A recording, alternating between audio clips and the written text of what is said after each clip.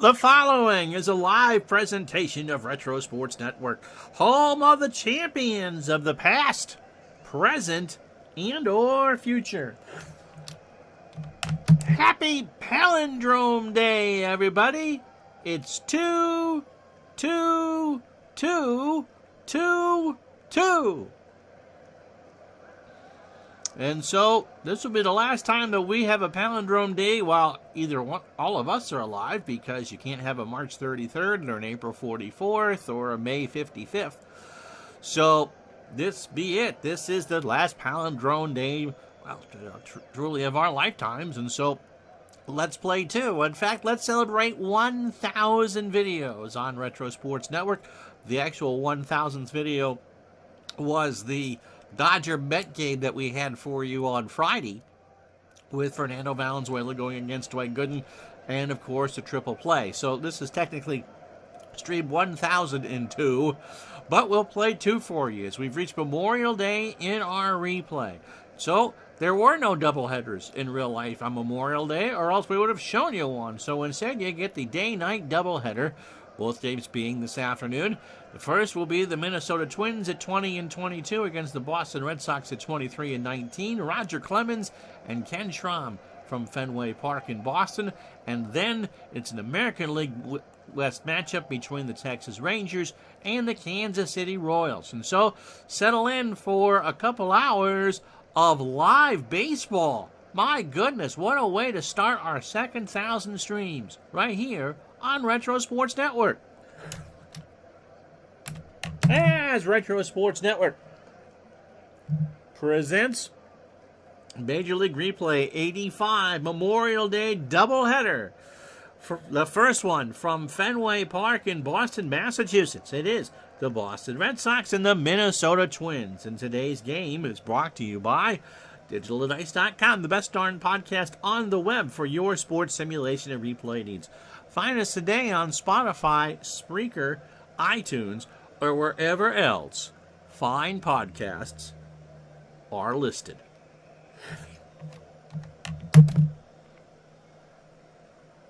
And so Roger Clemens, the closer from the University of Texas, gets his RSN debut. It is 61 degrees on his 27th day of May. It's not that cold in May in New England.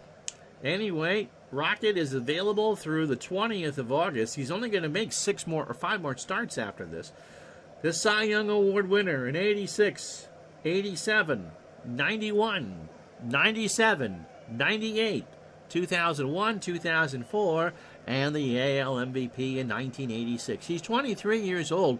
He features a splitter and his fastball's at 94. He keeps the ball down. He's a ground ball plus pitcher. He is 5-2 on the replay with a 2.52 ERA. He last faced the Twinkies on the 22nd, 5 days ago up in Minneapolis, and took his second loss of the year. 8 innings, 109 pitches, 4 hits, 3 runs, 2 earned, a homer. He's given up 5 this year. He has walked 3 and struck out 5. His season high, by the way, was a 2-hitter against Oakland where he whiffed 9 on May 12th. So 64 1/3 innings for Roger, 41 hits, 19 runs, 18 earned. He's given up the 5 homers. He's walked 24 and struck out 50. And this will be the lineup he'll face. Kirby Puckett leads off in center field.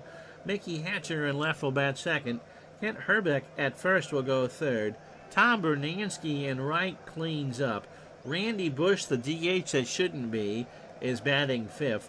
Roy Smalley at short will bat 6th. Gary Gaetti at third will bat 7th. Timmy Tuffle at second goes 8th. And speaking of palindromes on Palindrome Day, Mark Salas behind the plate. He'll go 9th. Ken Schramm is on the hill. He should go about 135 pitches. It'll be Jim Rice in left. I believe he's a 5 and a 4.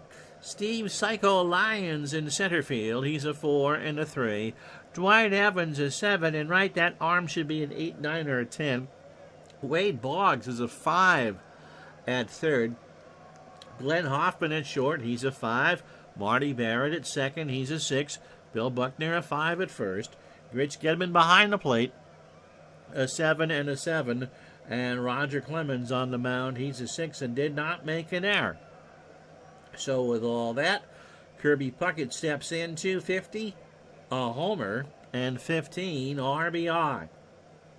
And so first of two, we'll go to Kansas City for the second half of this doubleheader as they play the Rangers. So no standings today or that. We're just going to try to get this done between now and 1:30 Eastern. So settle in. 2 hours of live baseball right here on Retro Sports Network. Pitch to Puckett to start the game. There's a ground ball to third. Boggs across the way, 1 out. Maybe. Rice is a 5 and a 4 in left, and Dewey is a 7 and 9 in right, and Puckett is retired. Brings up Mickey Hatcher at 287, 20 doubles, and 17 RBI. Winds 4 miles an hour from left to right, so a gentle day here on the back bay.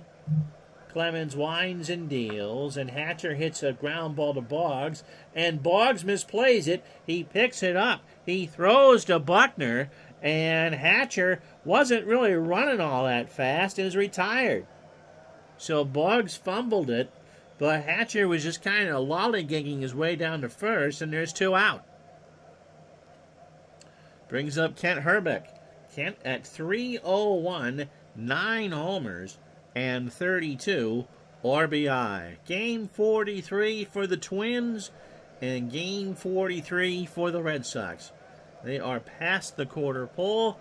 The Red Sox, of course, are chasing the Toronto Blue Jays, and Minnesota, they've got the pieces in place to make a run in a couple years. Just saying.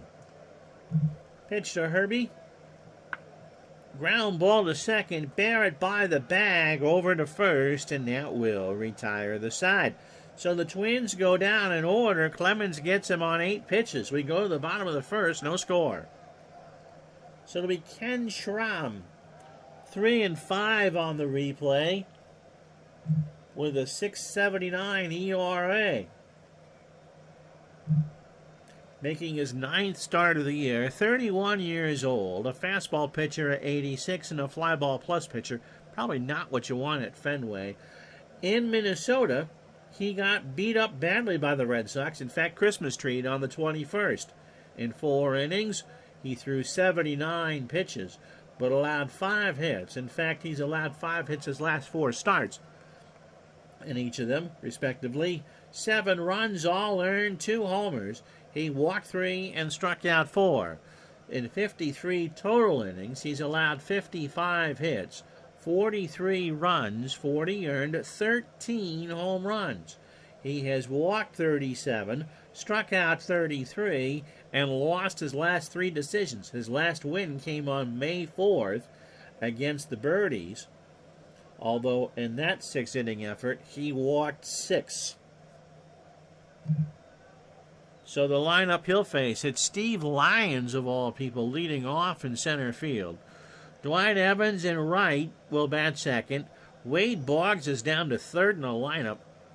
What in the world was John McNamara thinking? Although Lyons does have speed.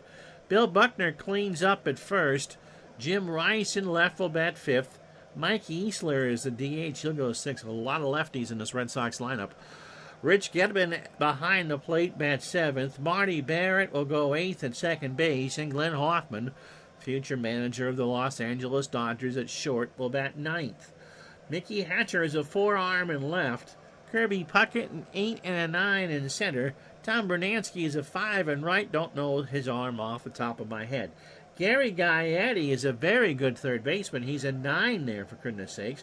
Roy Smalley, towards the end of his Twins' career, a 3 at short. Tim Tuffle, who the Mets are looking at, a 4 at second. Kent Hrbek, a 5 at first. And again, the palindrome on Palindrome Day. Mark Salas, a 4 and a 4 behind the plate, another palindrome. And Schramm, not a bad fielder. He's a 7 with a .935 fielding percentage. Lyons steps in at 0 for 5. He has scored a run and struck out. He's been available all year, but only played in 8 games. He will, helps if I hit the right tab, play in 111 games in center field.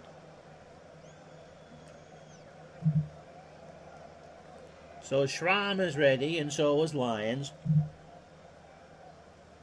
And Lyons lines this one into left. Patagayetti, who stabs it, throws the first for the out. Hatcher, by the way, is an 8 and a 4. And left, Bernansky is a 5 and an 8 in right. Dwight Evans at 264, 6 homers and 27 RBI. Digs in against Schramm. And Dewey laces this one right into left field and foul. So somebody from Scituate made that catch. And the count goes to a ball and 2 strikes. Schramm would go 160 2/3 innings for the Twins and be 9 and 12. A 4.99 ERA isn't much to write home about, but it's a heck of a lot better than his current 6.75. The 1-2 to Evans. He walked. He lost him. So Dewey on first. We don't have... Actually is a threat to steal. So here's Wade Boggs. And one of the rare times you're ever going to see him out of the leadoff hole at 363. 2 homers, 16 doubles, 2 triples, and 19 RBI. So the Red Sox, again, trying to get in to stay within breathing distance of the Blue Jays. They were a 500 team, the Red Sox, in real life at 81 and 81. Schramm deals, and Boggs hits a liner to right for a base hit. Now drop in front of Bernansky. Evans digs around second but will hold, and it's 2 on and 1 out for Bill Buckner. Buckner at 343, 7 homers, and 30 RBI. Hit 16 on the real year. So Buckner trying to get the Red Sox on the board. From the stretch here, Schramm. And there's a line drive to second. Tuffle moves over, and everybody scampers back. 2 out. For Jim Rice. Rice off to a slow opening quarter. 249 the average. Home run-wise, he's doing pretty well. He's hit 8 and driven in 24. But the average could use some work. And, of course, 86 would be the last year that he would hit 20 homers. But, just like he did in 85, he would drive in 100 runs. Schramm deals. Here's the pitch to Rice, and there's a looper into left field. That will drop in front of Hatcher. Evans will round third and score. Boggs goes into third, and Rice has an RBI single. And it's 1-0 Boston with 2 out here in the bottom of the first. So that brings up Easler. Mike at 257, 7 homers, and 27 RBI. I believe after his playing days were done, he became a minister. Pitch to Easler. Runners on the corners. Slow chopper to Herbeck, and he will pick it up. Kent goes to the bag, and that will retire the side. The Red Sox strand 2, but the Rice single gives them a run after 1-0 Boston. So brings up Bernansky, Bush, and Smalley to follow. Schramm through 24 in his half of the first. Clemens only through 8. Bruno at 273, a great start, 8 homers and 31 RBI. From the wind to third, Boggs plays it nicely in the long throw to first. Is in time, 1 out. Brings up Randy Bush. Randy wasn't a great hitter to begin with, but hitting 118 on the replay with a homer and 6 RBI. A 239 hitter in 85. Clemens deals, and there's a ground ball to Buckner. Clemens goes to the bag. Buckner underhands it, and there's 2 out. And that'll bring up Roy Smalley. Roy at 261, 7 homers, and 23 RBI. 2 out, top of the second. There's a ground ball again. Clemens, he bats it down, picks it up. Hot potato time, long throw to Buckner, and Smalley is retired. So Clemens does his best Jerry Cheevers impression. The hit off his chest. He let it hit the ground. He picked it up, played hot potato with it, and retired the side. No runs, no hits, and no errors. We go to the bottom of the second here at Fenway Park. 1-0 Red Sox.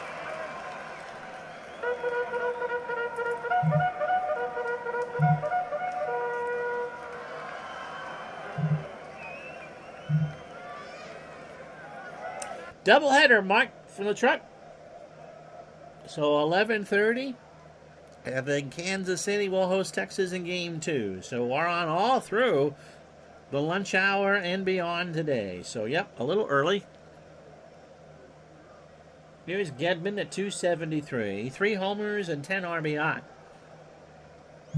Schramm deals, and there's a liner in the left. That's going to hit the... That's going to be... Is it gone? No, it's in the corner. Hatcher has to go finish it out. Gedman will hold at second. He doesn't really have the speed to go to third, and that's his 9th double of the year.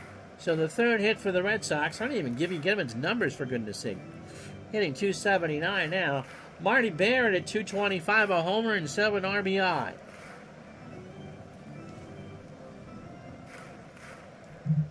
From the stretch. Ground ball, first base side. Herbeck will watch it roll foul, and the count is a ball and 2 strikes.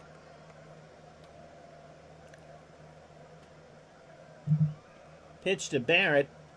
Marty to third. Gaetti vacuums it up, throws to Herbeck eventually for the out. So 2 away for 1 out for Glenn Hoffman at 348, a homer and 3 RBI. And Hoffman, part of that revolving door the Red Sox had in the mid-'80s of shortstops. Schramm walked him. So first and second, the 3-0 was way inside on the fastball. And the opening 9 for Schramm, 35 pitches. Nope. On doubleheader days, we try to start early. Because the wife still has to go to work, and I still got things to do before the wife goes to work. So we just go a half hour earlier for those days. Noon times the rest of the week, and we're with you through Friday. 35 pitches for Schramm for his opening 9, an inning and a third. 3 hits and 2 walks. Psycho is 0 for 1. First and second, 1 out. Memorial Day 85. Pitch to Lyons. There's a ground ball to Herbeck. Runners go. Herbeck goes to Smalley for 1. Let's see what they do with Lyons. The throw back to Herbeck, and I think the Twins are going to turn 2. And they do. No runs, a hit. The Red Sox leave a runner on after 2. It's 1-0 Boston. So Schramm gets the pitcher's best friend. Here's Gary Gaetti, 232, 5 homers, and 21 RBI. Clemens starts the third with a base hit into left center. Rice will pick it up. And Gaetti has good speed. That brings up Tuffle. Tuffle at 245, 4 homers, and 19 RBI. Throw to Buckner, and Gaetti is back.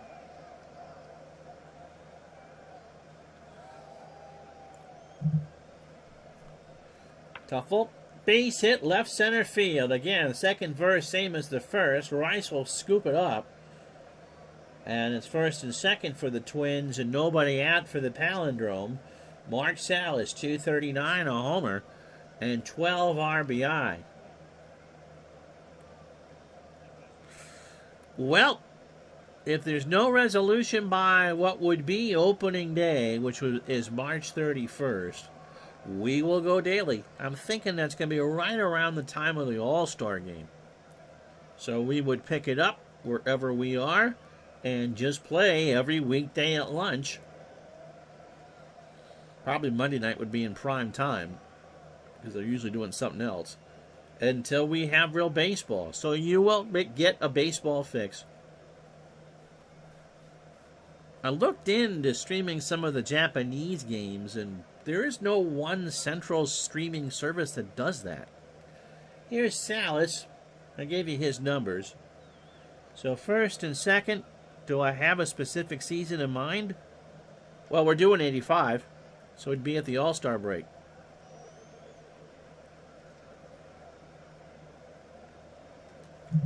Pitch to Salas. In the left center field. Lyons going back, and Steve will make the catch. Gaetti goes back to tag. He goes to third without a throw. Runners on the corners. And one out for Puckett, who's 0 for 1. Clemens is opening 9, 2 1/3, 2 hits, 30 pitches. No walks, no strikeouts. I know ESPN has a deal with the Korean League, and I have ESPN Plus, and there's lots of college baseball, so there'll be plenty of baseball to watch.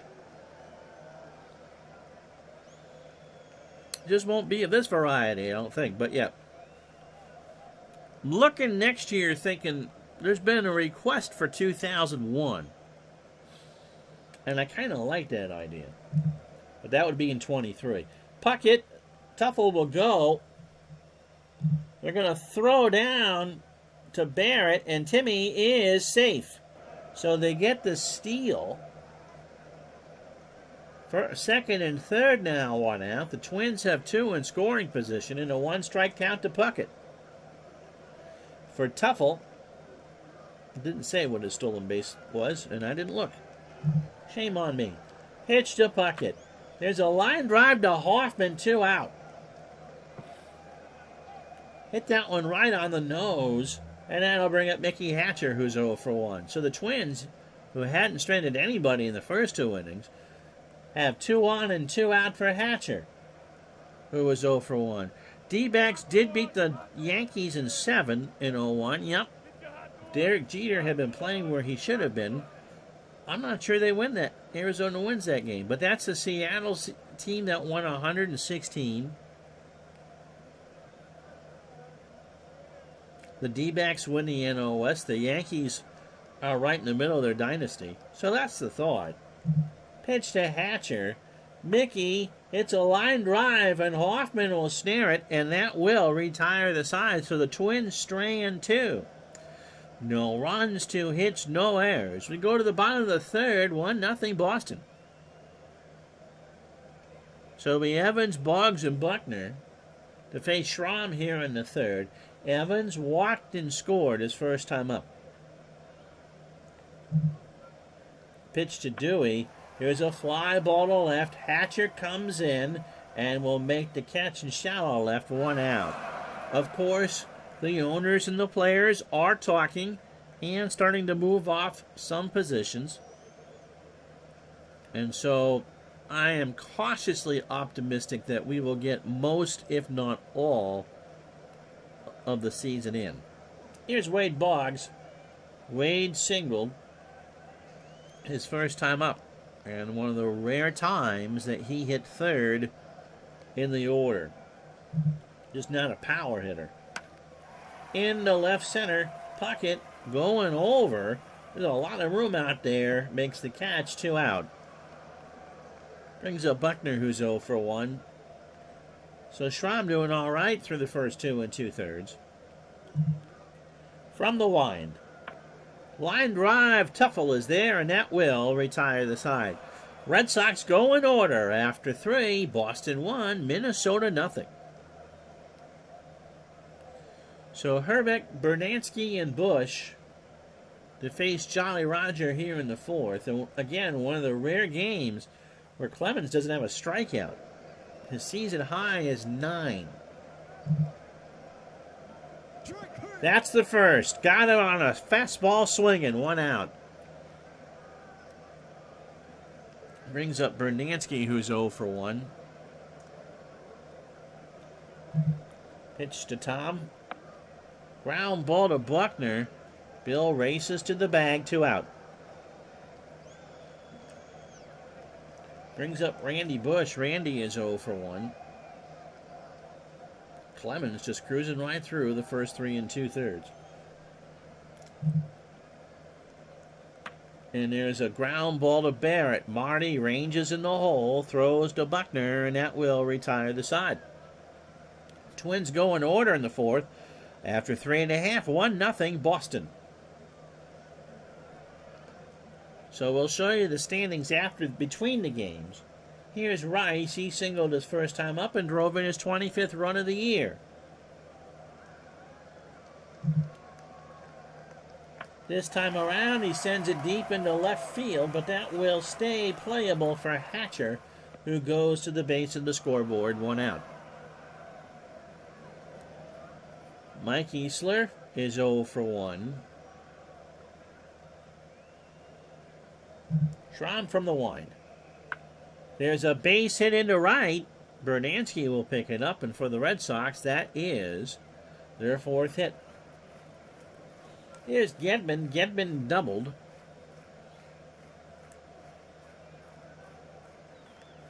Easler, no speed on first. Gedman laces this one into left. Hatcher will pick it up. Easler will hold at second. He bluffed, but he's not very fast, and it's pretty shallow out there. So first and second, 1 out for Marty Barrett. Marty is 0 for 1. 5th hit for Boston. Barrett walks. So they're loaded. Hoffman walked his first time up. So Easler on 3rd. Gedman on 2nd. Barrett on 1st. Schramm on this 64-degree afternoon here in Boston, starting to sweat a bit. Trying to get his 4th win of the replay. He's 3-5. Pitch to Hoffman. And Glenn flies this one into left center field. Back goes Puckett. Puckett, having to run a long way, will make the catch. Easler will tag and score without a throw. So it's 2-0. Red Sox 2 outs here in the 4th. And now they'll bring up Steve Lyons, who's 0 for 2. So if that's the worst that Schramm does here, he'll take it. 3 2/3 for his opening 18, 69 pitches, 5 hits. He's walked 3 and struck out none. This is like 1949 all over again. So Lyons is 0 for 2. Here's a ground ball to Tuffle. Timmy goes the long way to first, and the Red Sox are retired. They will get another run on 2 hits, no errors. They strand 2 after 4, 2-0 Boston.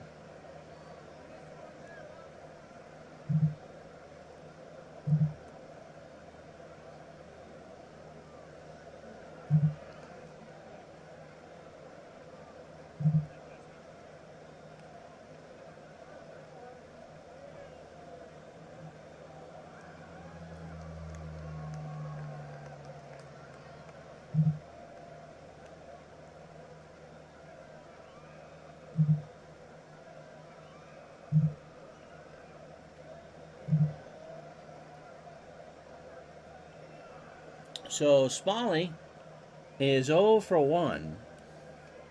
Clemens throwing a 2-hitter here over his first 4 and has struck out 1. Smalley in the left field. Rice going way back. He's going to run out of real estate. I think it is gone. In high into the net in left center field, and it's 2-1. So Roy Smalley a solo shot. Clemens hung a curveball, and Smalley made him pay. Brings up Gaetti. Gary 1 for 1. He singled. Wow. That ball was crushed. Here it is again. He went the other way with it. So he took what Clemens gave him and made the Red Sox pay. And it warmed it up another degree, 65 here at Fenway.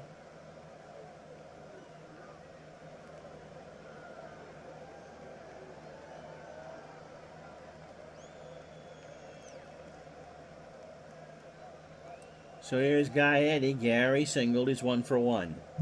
Clemens from the wind. Popped up. Left side. Hoffman on the front of the grass will make the catch for the out. 1 out for Timmy Tuffle. Timmy has singled and stolen a base. He had 4 in real life, and that stolen base was his second of the replay. Clemens deals. And that's a laced into center field. Lyons ranges over to make the catch. 2 out. Brings up Salas, who's 0 for 1. We're with you at noontime, by the way, the rest of the week for 85 baseball as we move into the month of June in this replay. Salas chops one. Barrett behind the bag over to first. And that will retire the side. Halfway home in game 1 of our Twin Bills. We hit noon Eastern. It's the Red Sox 2, the Twins 1.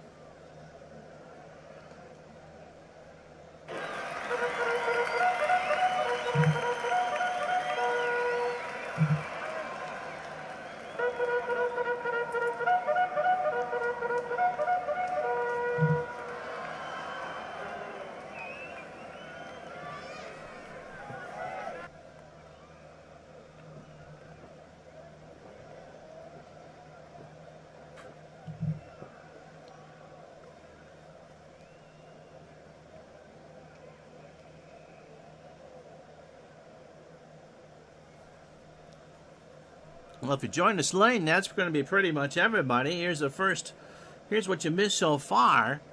2-1 Boston in game 1 of our doubleheader. In the first, Jim Rice singled home Dwight Evans to make it 1-0.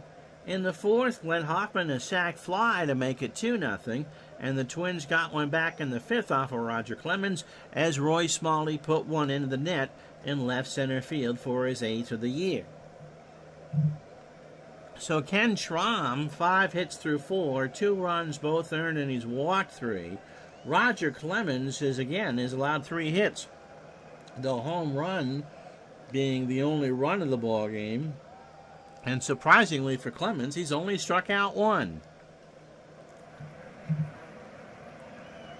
So Evans, Boggs, and Buckner here in the 5th. Dewey walked and scored.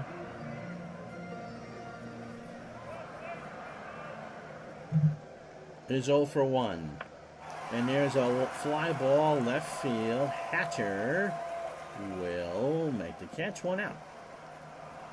Texas and Kansas City, the second game. Wade Boggs, 1 for 2. He has singled. And this time around, he will single to right. Brunansky will pick it up. So Boggs taking what Schramm gives him. And for the Red Sox, that's their 6th hit. Buckner, 0 for 2. Boggs not a threat to steal. Minnesota will be thrilled that Schramm has kept them not only in the game, but looking, unless he gives up the ghost here, to pitch them at least through 6. Buckner pops it up. Salas takes off the mask. And Mark will make the catch. 2 out. For Rice, who's 1 for 2. Jim Ed has an RBI and a single. Jim drove in the first run of the ball game to make it 1-0 in the first. Boggs on first. And Rice strikes out. Schramm got him. He swung and missed on the rainbow curve to end the inning. Red Sox don't score. They get a hit, leave a runner on. We go to the 6th. It is 2-1 Boston. And that'll bring up Kirby Puckett. Kirby is 0 for 2.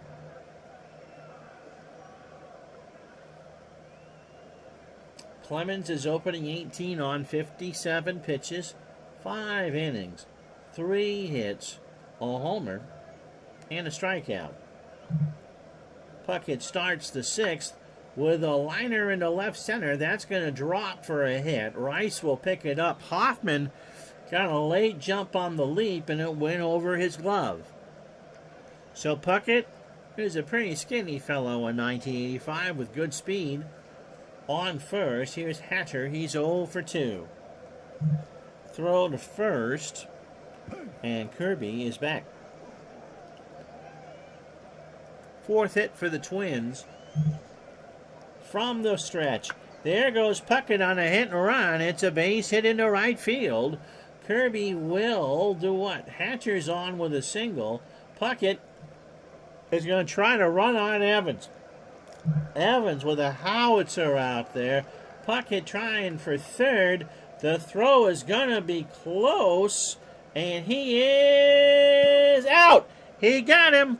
Dwight Evans threw him out. He had a 19% chance of doing it, and he did.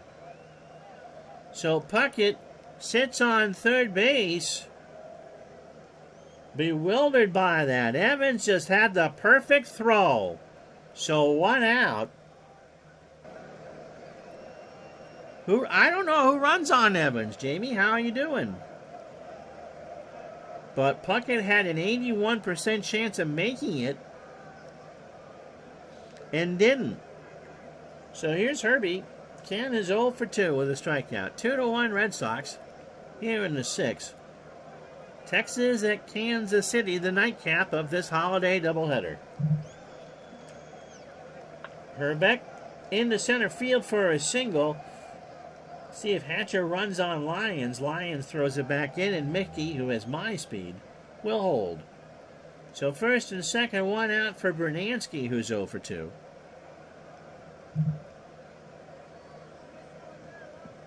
Struck him out. He got him to swing on a curve. So that's 2 for Clemens. And that'll bring up Randy Bush, who is 0 for 2. So first and second, 2 out. Clemens trying to get out of this unscathed. Fly ball to right. Evans traces over to make the catch, and the Twins get nothing. No runs, 3 hits. They leave on 2, no errors. Bottom of the 6th, 2-1 Boston. So here's Easler, 1 for 2, a single, and his 26th run scored.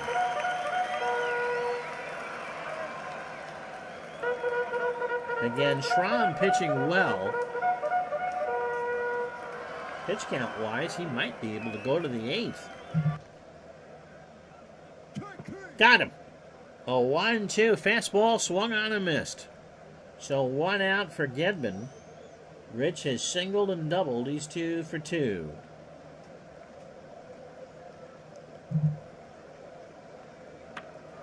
Fly ball left side.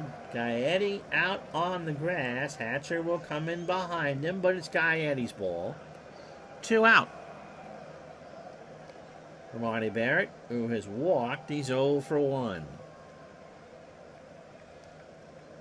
Games tomorrow, Thursday, and Friday as we go into June. Pitch to Barrett. Marty strikes out. So a fastball right down Broadway. I'm not sure what Marty was looking for on the 0-2, but that's the inning. No runs, no hits, no errors. We go to the 7th at the Fens. 2-1 Boston. So Smalley, Gaetti, and Tuffle. Smalley will be here all year.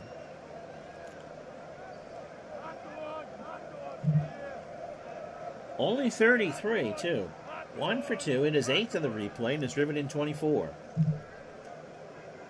This time around, he walks.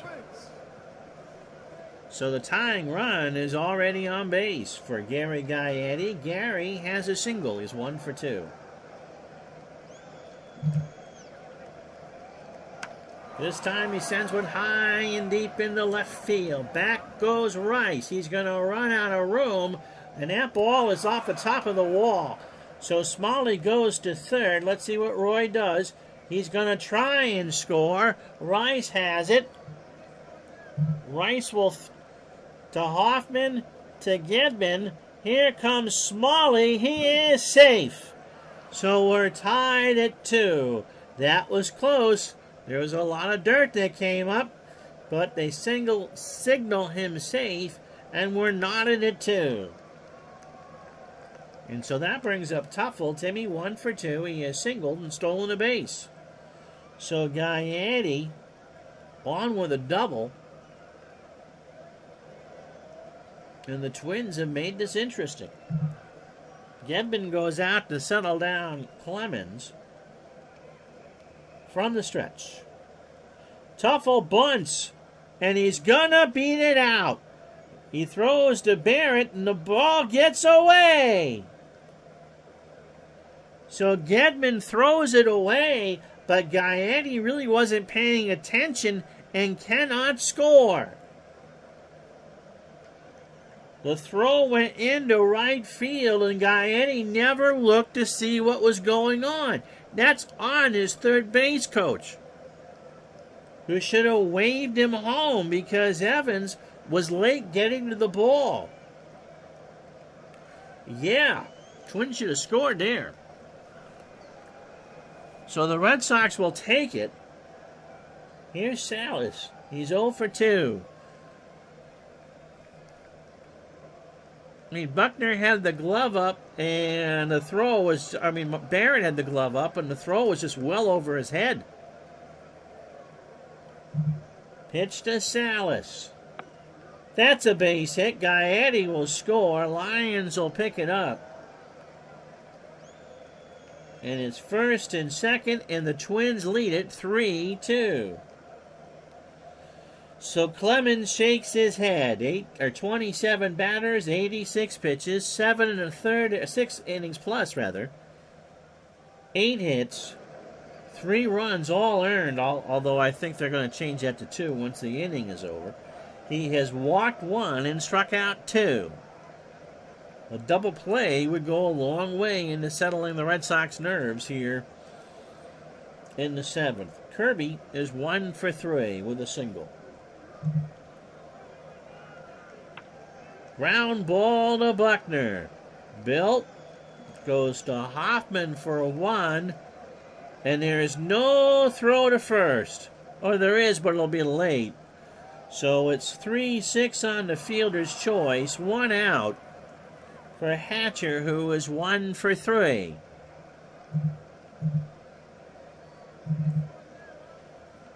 Throw to first, Puckett back. So runners on the corners, 1 out, and the Twins have 2 here in the 7th. Mickey is 1 for 3 with a single. There goes Puckett. Ground ball to Hoffman. Only play really is home. He goes to Barrett for the lead runner, and that's it. So Puckett is retired. Tuffle makes it a 2-run ball game. And there's 2 out for Herbeck. So that is the unearned run. Herbeck 1 for 3. He has singled and struck out. So 4-2 Twins, top of the 7th. Pitch to Herbeck. And it's a balk. They call a balk. And Clemens has a few choice words to say to the first base umpire, who doesn't hear him. He just turns and walks away. Clemens gets his say in. Can't really show it on the replay. So Hatcher moves up to second. But Mickey would need an airplane tug to score on a single. In the left center, Lions should get that one. However, not. That's going way back there, and Hatcher can get on a scooter and score as Herbeck sends that one way back into center field. Oh my goodness, it's all come undone for Roger. His 10th of the year for Herbeck, and it is 6-2.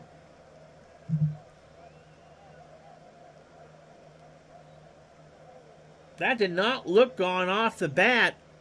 Lions went to the wall and chased it. But eventually it just became see you later, alligator. And John McNamara trots out of the dugout to get Roger Clemens. So Clemens, that one caught the tee. I think that one might have ended up in Nickerson where the Braves used to play. So Clemens will be done. And as you can see, the Red Sox are really good about having left-handers on the pen.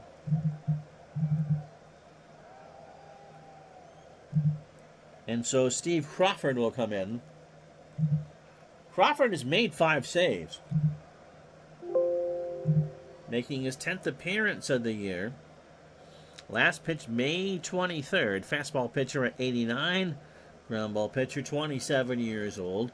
And getting a 4-pitch, 2-out save against the Rangers. Well, that's what he did. He got 2 outs on 4 pitches.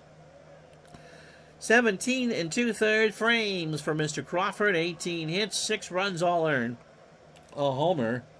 He has walked 3 and struck out 9. So 0-1. The A's beat him on May 5th with 5 saves.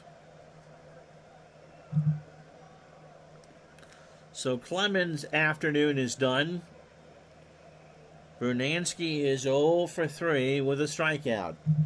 Crawford starts his outing with a fly ball left center field. Lions ranges over. Lions go to the wall. That's a long run, and it's stretch time. 6-2 Twins.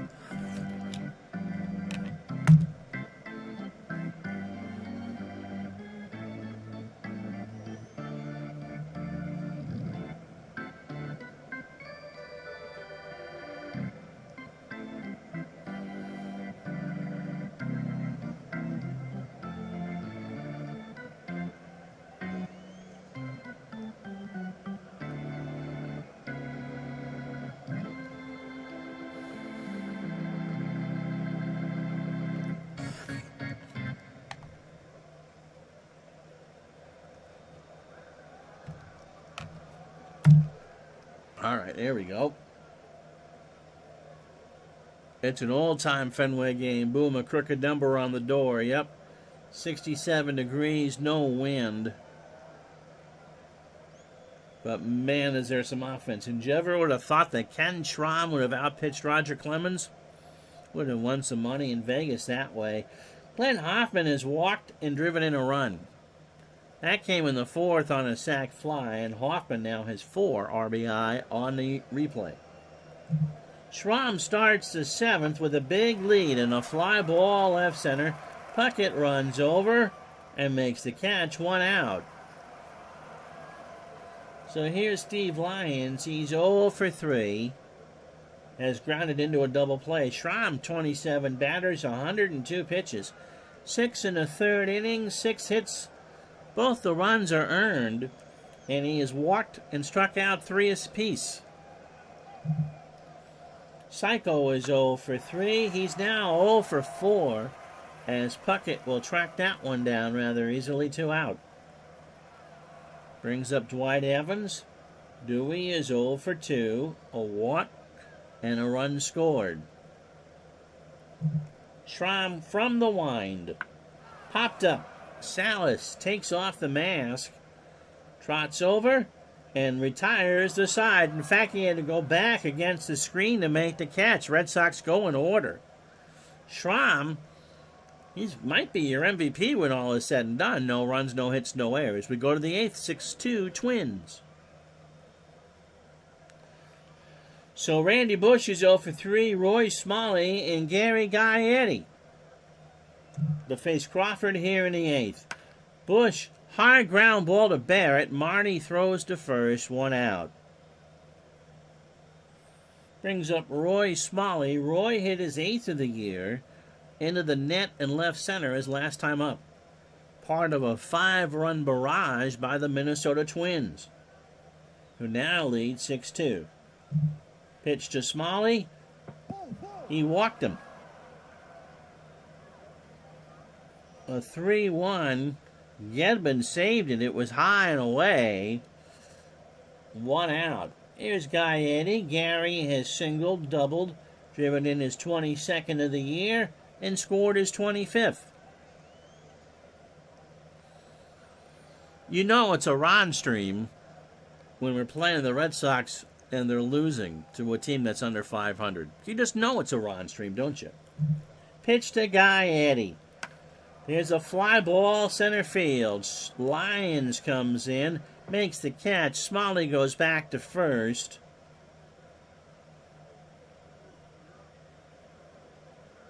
For the second out. Remember, it's a twin bill. The Rangers and the Royals warming up from Kansas City. Tim Tuffle 1 for 2. He has singled, stolen a base, and scored. Smalley on first, 2 out here in the 8th. Crawford deals. Ground ball to Boggs. Wade goes for Barrett in the easy out at second, and that will retire the side. So Greg Gagne is going to take over for Roy Smalley at short. Yep. We didn't really just play 8 innings or 7.5 innings in 20 minutes. And then the rest of the week are standard noon Eastern time. It is appropriate. Yep. Let me pull out my best Scully here.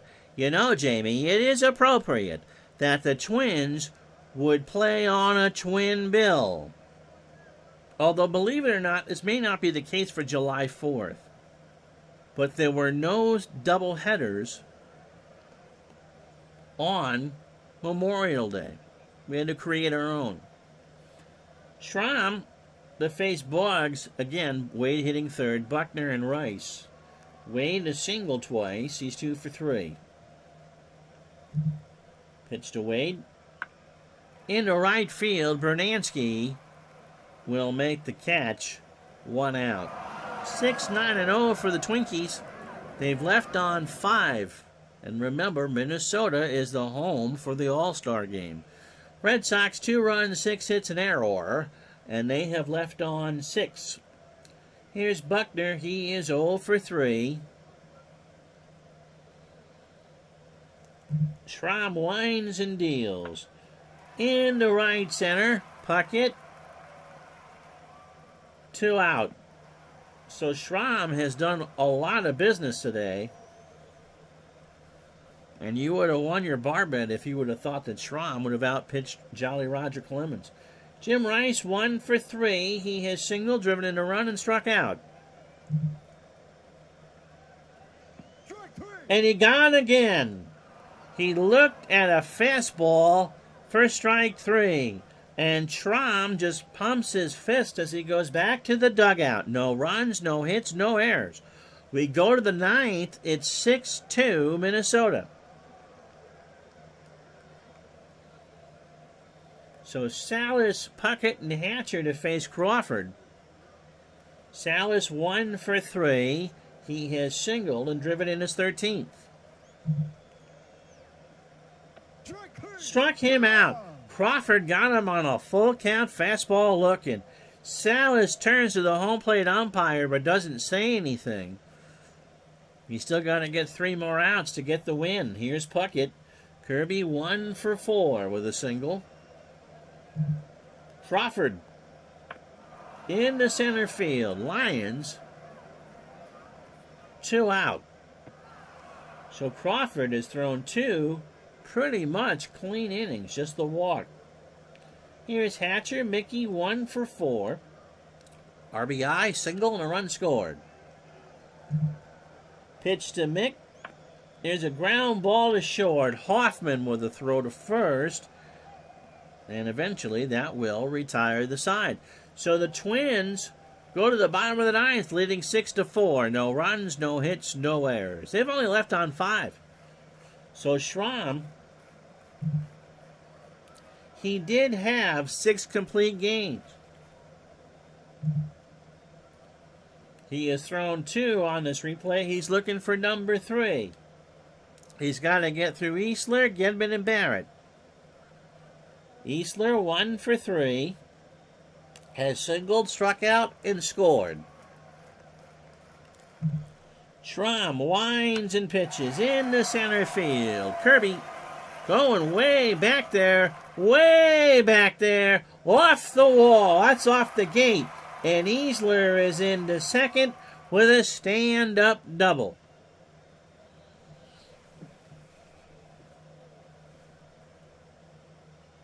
That's the 6th of the year. Here comes Gedman. Rich is 2 for 3. He has singled and doubled. Just in case you're wondering, the Red Sox need 4 to tie and 5 to win.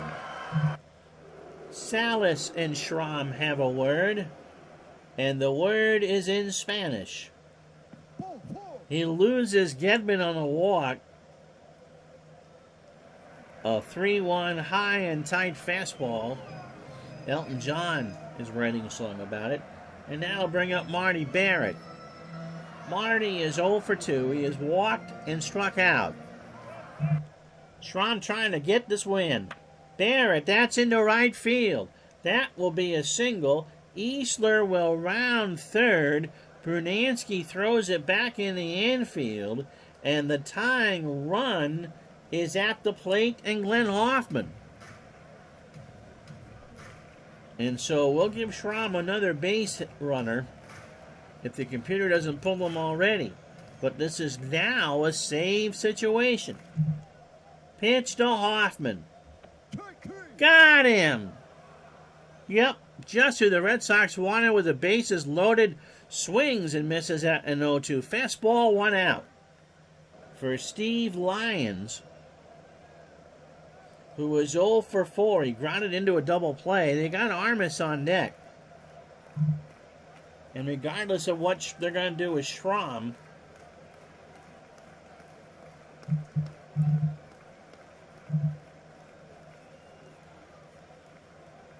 Armas has the power to tie this game faster than you can say, "Howdy, neighbor. Want a Gansett?"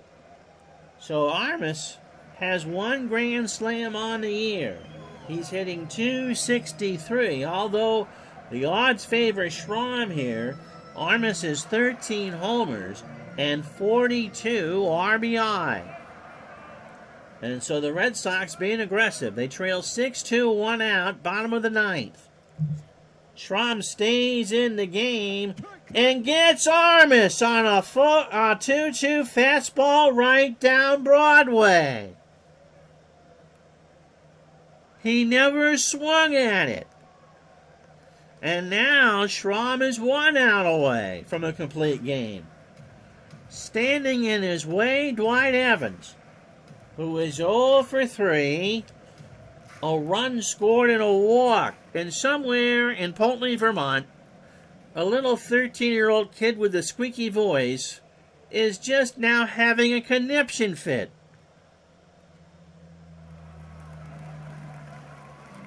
This would be the most mid-'80s Red Sox way to lose a ball game. Bases loaded, nobody outs, and a 0 goes up on the board. So Schramm, who's got to be running on fumes now, to face Evans. Yep, this is mid-'80s Red Sox baseball at its finest. And Gagne, how about that? Gagne had the ball and tried to get Gedman to tag. And Gedman was on the base, so it's a 0-1 count to Evans. That would have been the best mid-'80s way for the Red Sox to lose. Can you imagine falling for the hidden ball trick? So it's a 1-strike count to Evans. They are loaded, 2 out. Bottom of the 9th, 6-2 Twins. Yeah, Gedman, I'm sure, only had a 1-foot lead, although he is rated as a 5-speed. So Schramm comes in again. Here's the pitch. into left. Hatcher. Yep. Red Sox baseball for you. They leave him loaded as Mickey makes a diving catch.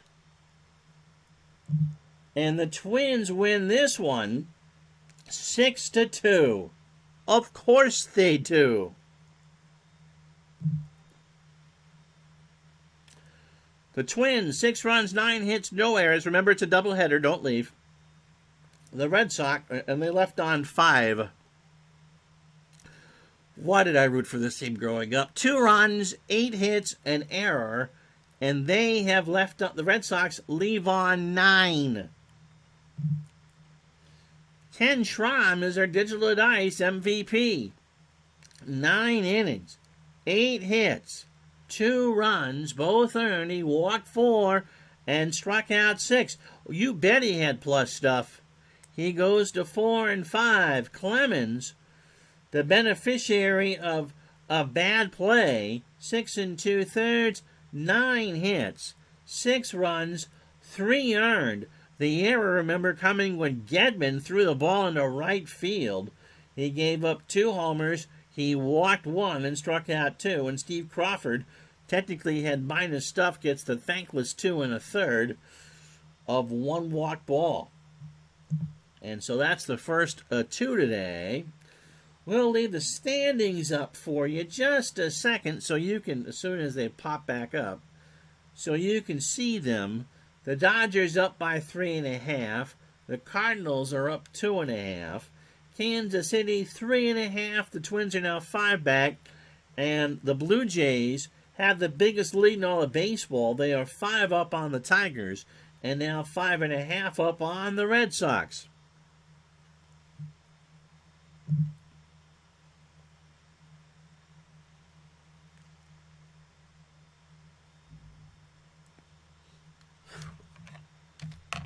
So you'll see the slide.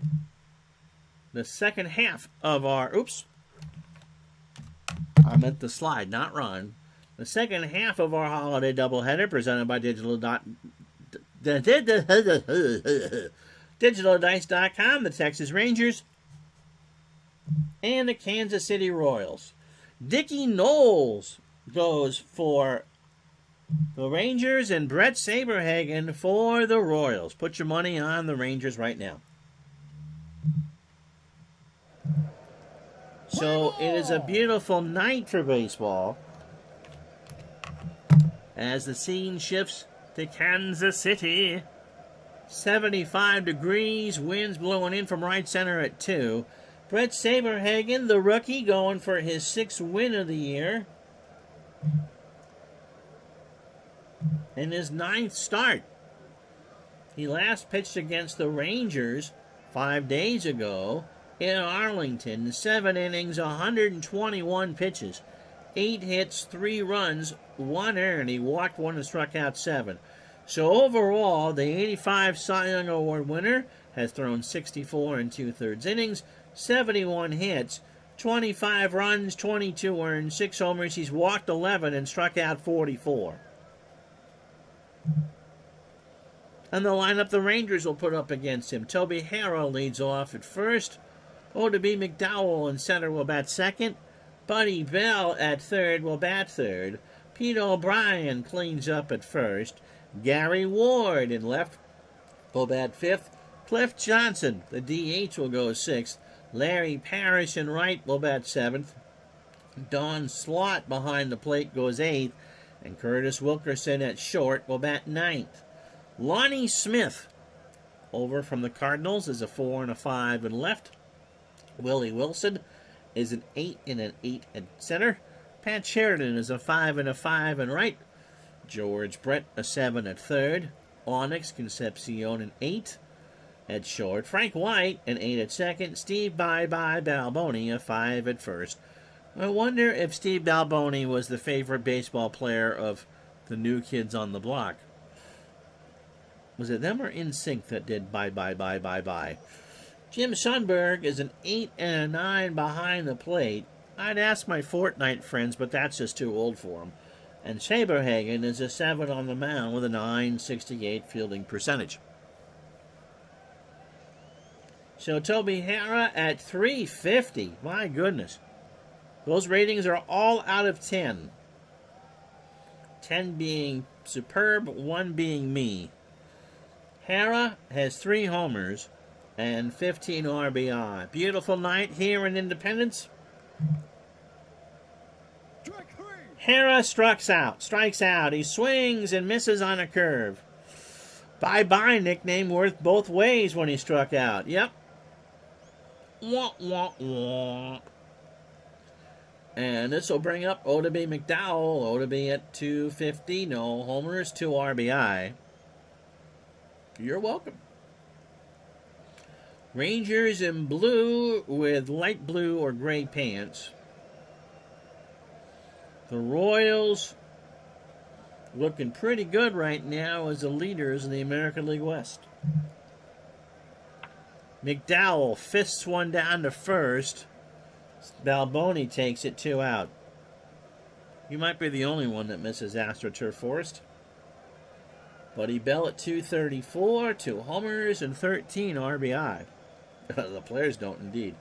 And it's funny because right across the way at Arrowhead at 85 was still AstroTurf, but their groundskeeper was and is George Toma. And if you know that name, he has done all 56 Super Bowl fields. He was the master of the grass.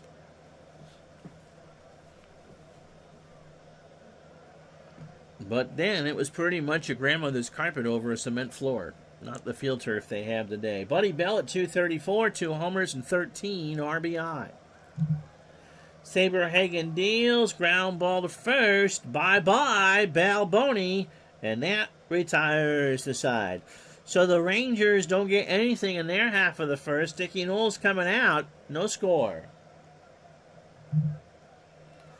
Dickie making his 8th start of the year.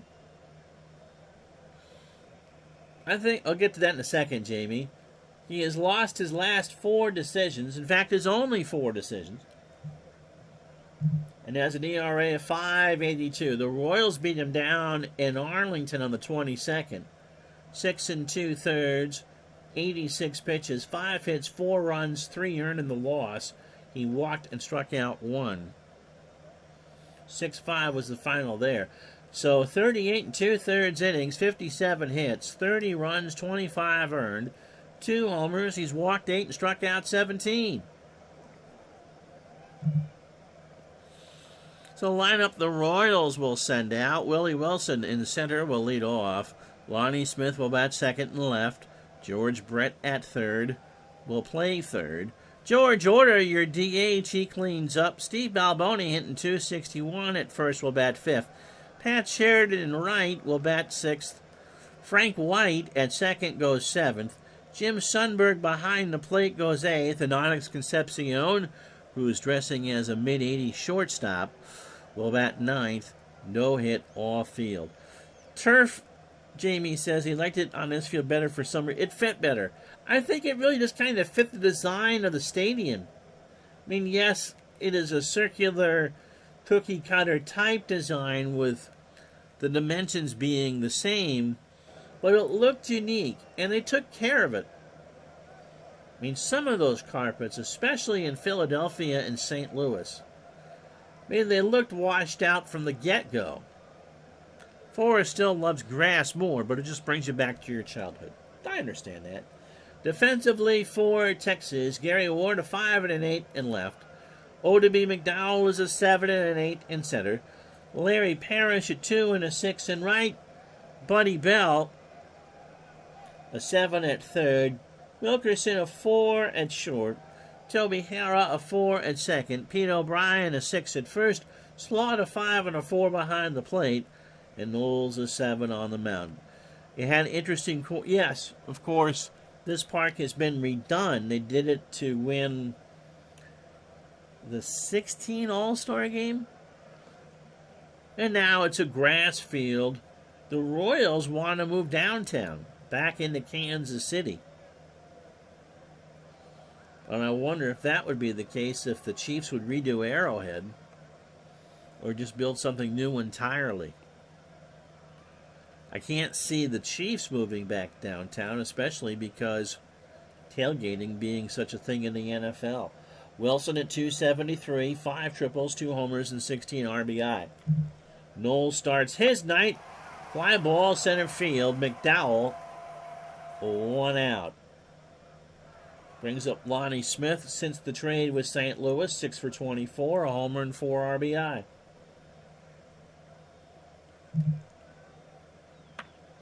Line drive to Hera, 2 out. Brings up George Brett, 340, 7 homers, 19 RBI.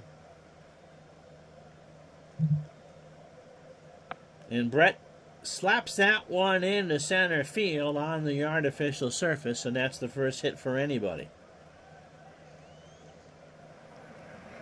Brings up Orta, 231, no homers and 18 RBI. I was also, in the late 80s, a big fan of the Metrodome, speaking of turf places, because it looked like they at least rolled the turf to make it look like grass. They had some character. Orta slaps that one to Hera. Toby goes to first for the out, and that will retire the side. Royals strand a runner and a hit after 1, no score. Here's Pete O'Brien. Pete at 291, 6 homers and 26 RBI. Papa Dazzle is our latest follower on Twitch, number 217.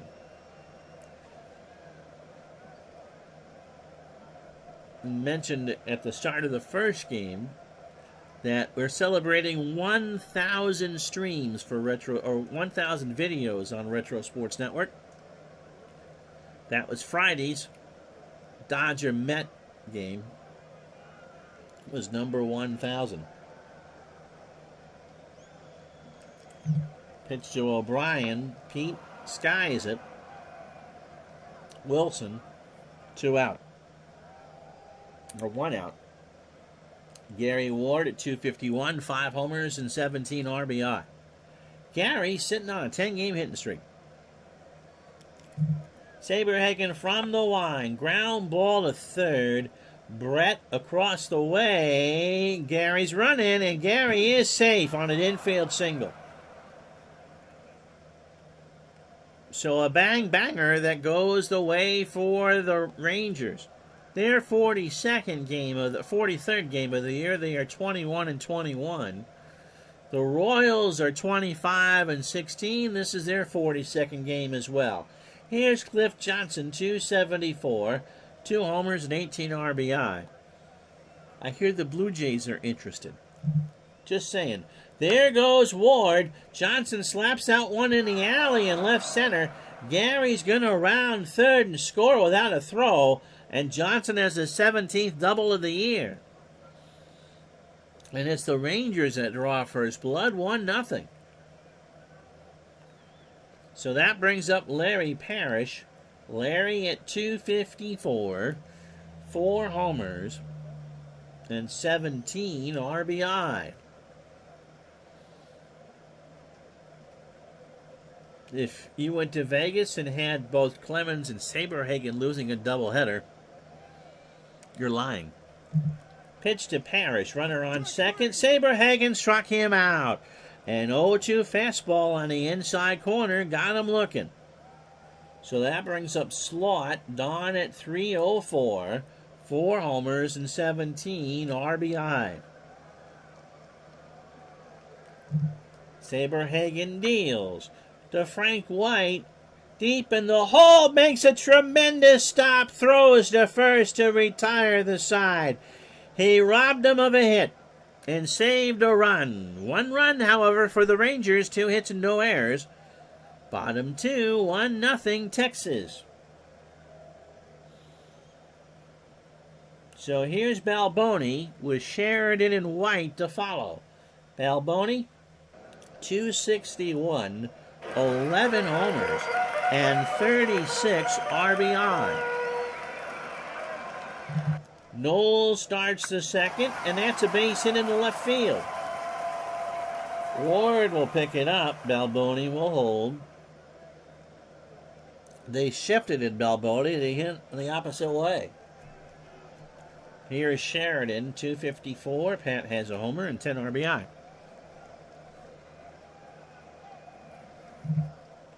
Pitch.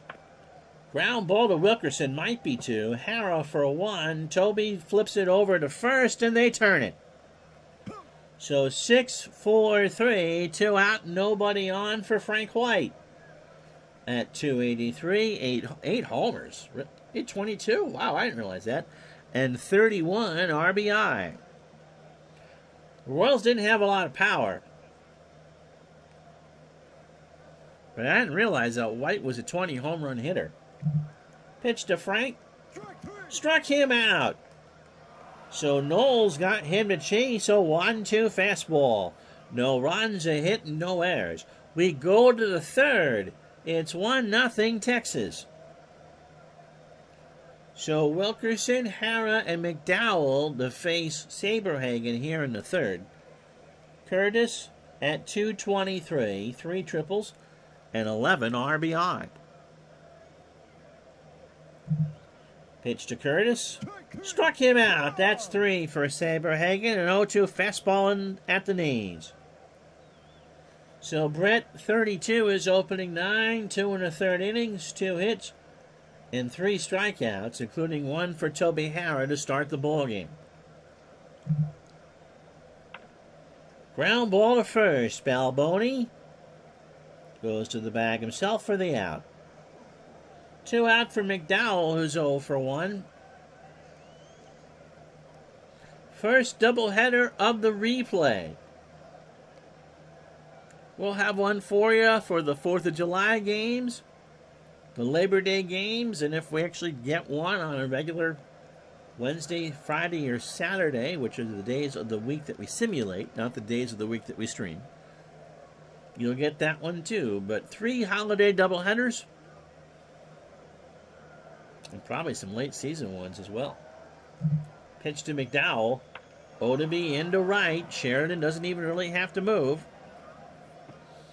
And that will retire the side. Rangers go in order. Bottom 3, 1-0. Texas. Although, yeah, you agree that I don't think of the Royals as a power team, but in 85, they hit 164. And yeah, that's a lot for the era. It'll be Sundberg, Concepcion, and Wilson to face Dickie Knowles.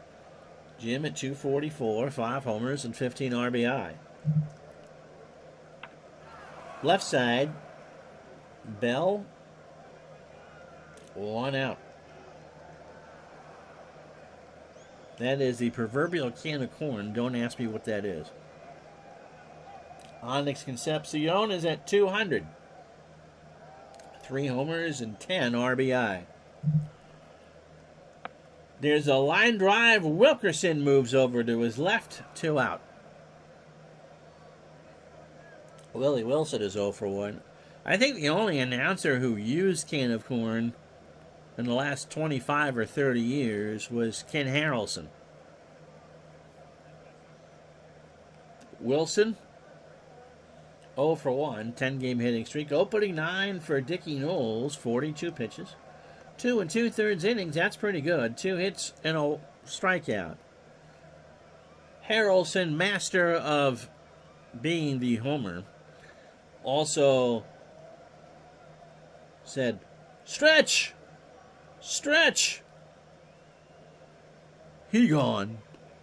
And you can put this one on the board. Yes! And that's my combined Ken Harrelson, Miss Prissy impersonation. Pitch to Wilson. Willie strikes out. Knowles got him on an 0-2 fastball looking. Don't know what he was looking for, but he goes down by way of the K. No runs, no hits, no errors. After 3, 1-0 Texas. So Bell, O'Brien, and Ward to face Saberhagen here in the 4th. Buddy is 0 for 1. Pitch to Bell. Popped up. Left side. Concepcion. 1 out. And now I'll bring up O'Brien. Pete is 0 for 1. 47 in town here today. Looking for 50 tomorrow. And then Friday, a snowstorm. 6 inches plus. O'Brien, the Concepcion, goes the long way to first. 2 out. Brings up Ward. Gary singled. He's 1 for 1 and scored the lone run of the game in the second. Saberhagen deals. Chopper down to Concepcion. Onyx is going to have to hurry. Ward already beat out 1 hit. And you can ring that bell again. Gary's on with an infield hit. So the 3rd hit of the day for the Rangers. And now bring up Johnson, who doubled his 17th in the replay and drove home his 19th run. 2 out, runner on. Johnson in the left. Lonnie Smith will reach over, but that's foul. Somebody from Topeka who made the drive up on the Holiday will make the catch. So the count is 0-2 with 2 out. Pitch to Johnson. In the left. Lonnie Smith will just turn and watch that one go foul. No, it's fair. A fair ball. That is up near the back row of those bleachers. And it is now a 3-0 game. Here it is again. Saberhagen just left that one over. Lonnie started back. And all he could do is turn and watch it go. A 2-run shot for Cliff Johnson.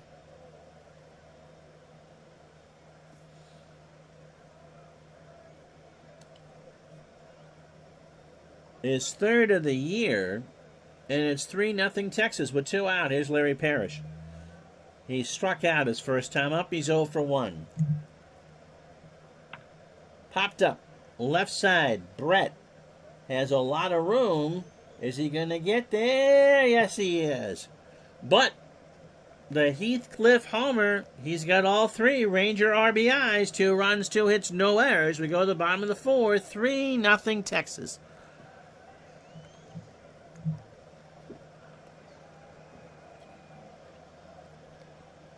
That'll bring up Lonnie Smith, George Brett, and George Orta.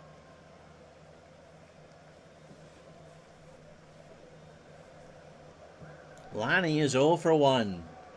Knowles starts the 4th with a base hit in the left field. Ward will throw it back in. Here's Brett. He singled his first time up, hitting 345 now.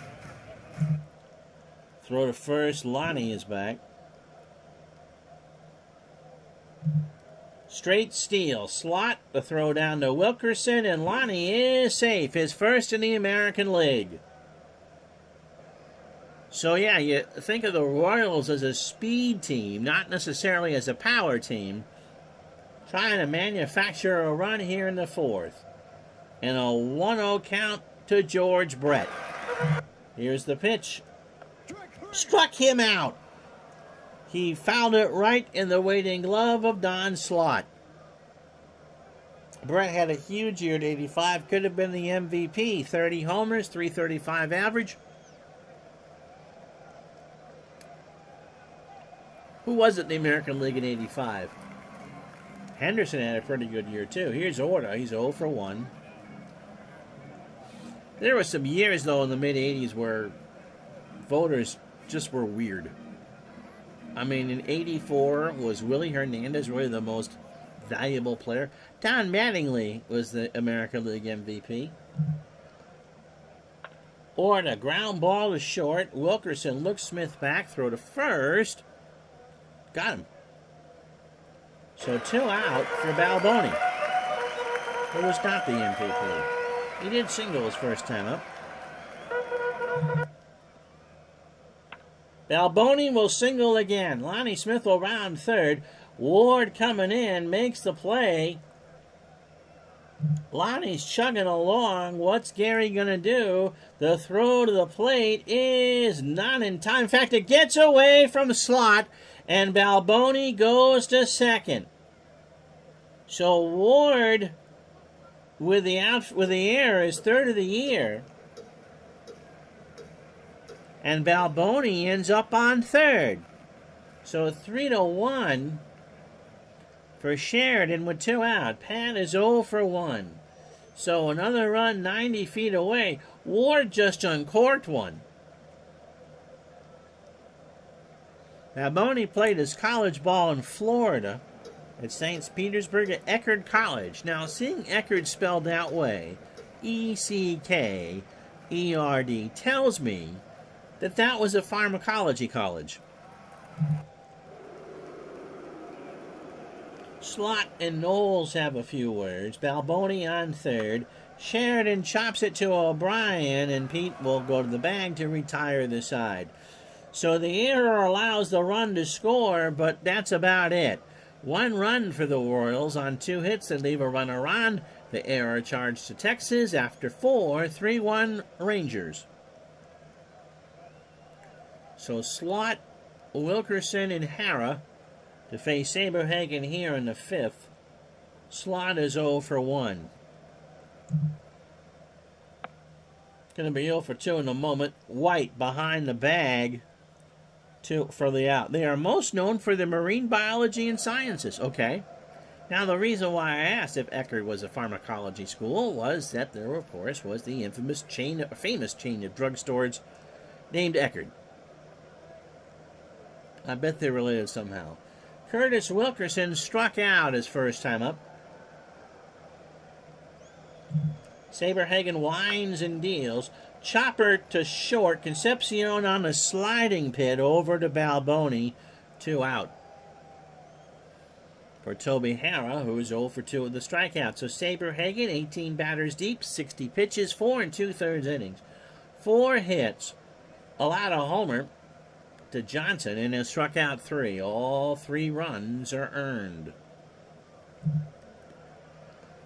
Hara right back up the box. Saberhagen throws to first, and that will retire the side. Halfway home in game 2. It is 3-1 Rangers.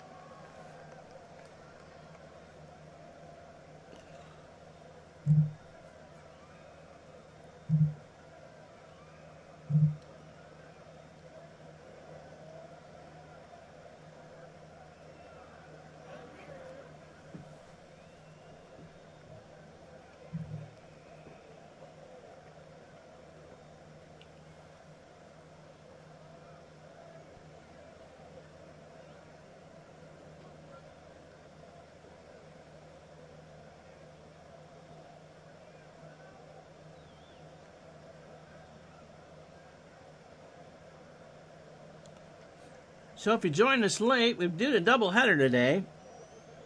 Minnesota beat Boston in the first game, Schramm over Clemens, as you can see. In game 2, the Rangers lead the Royals 3-1. Cliff Johnson is all 3 RBI for Texas. He doubled home Gary Ward in the second, then brought him home on a 2-run shot in the 4th.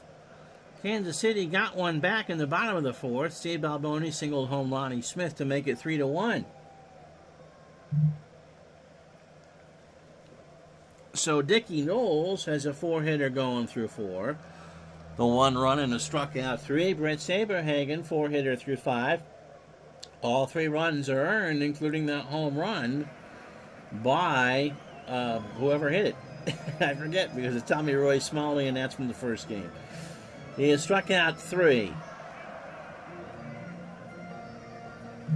The homer, of course, was Cliff Johnson. Jack Eckerd donated $12 million. That's how you get your name on the school. And it went from being Florida Presbyterian to Eckerd. Sometimes drugs aren't bad, okay? Frank White is 0 for 1. He struck out. Knowles, he's only going to be good for 90 pitches anyway, but he's given Texas quite the jump. Starts the 5th with a base hit in the left field. Ward will pick it up. Here's Sundberg. Jim is 0 for 1. White stays at first. Sundberg chops one to Hara. He goes to Wilkerson for 1. Curtis throws to O'Brien. Sundberg really wasn't paying attention, and they double him. That was not a tailor-made double play ball. Hara had to come in past that painted line where the infield will start, or would start. He underhanded it to Wilkerson, who threw a BB to O'Brien. 4-6-3, 2 out. For Concepcion, Onyx is 0 for 1. Pitch from Knowles. Chopper to Wilkerson by the bag at second, over to first, and Knowles is through 5. No runs, a hit, no errors. We go to the 6th. It is 3-1 Texas. So to be McDowell, Buddy Bell, and Pete O'Brien to face Saberhagen here. O-to-B is 0 for 2. Saberhagen starts the 6th, strike 3. A swing and a miss on an 0-2 fastball. 1 out for Buddy Bell, who's 0 for 2. That's 4 for Saberhagen. Brett deals. Ground ball to first, Balboni. Underhands it to Saberhagen, 2 out. Pete O'Brien is 0 for 2. Saberhagen has pitched well, but right now, not well enough. O'Brien popped up right side. Balboni is going to run out of real estate, and that's foul. So the count is a ball and 2 strikes. 69 degrees here at Royal Stadium, and there's not a breath of wind. It is as comfortable as a summer day. I can't imagine, knowing how warm it gets in Missouri in the summer, that those days are comfortable. But tonight, the Chamber of Commerce has pulled out the red carpet. Pitch to O'Brien.